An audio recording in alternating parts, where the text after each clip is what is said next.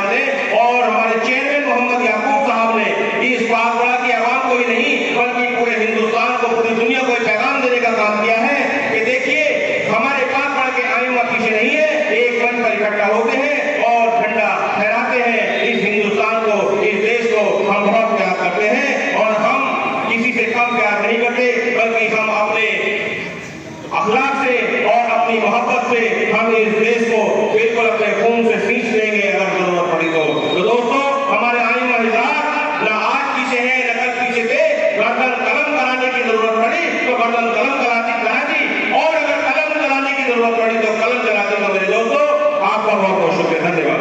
एक दिन वो आया कि 1950 26 जनवरी को हमारा ये देश, हमारा इस देश का कानून, हमारा इस देश का संविधान, वो संविधान लागू हुआ कि ये संविधान हिंदुस्तान के हर बाशिंदे को, हर मजहब के मानने वाले को ये हक देता है कि वह अपने मजहब के मुताबिक, अपने अपने धर्म के मुताबिक यहाँ पर दिन होकर इबादत भी करें और अपने मजहब के मुताबिक यानी खुली आसमानी फजाओं में सांस लें। तो आज 77वां गणतंत्र दिवस यौम जमहूरिया हम मना रहे हैं। मैं दिल की गहराइयों से गणतंत्र दिवस यौम जमहूरिया की बाशिंदान हिंदुस्तान को दिल की गहराइयों से बहुत बहुत मुबारकबाद पेश करता हूँ और अल्लाह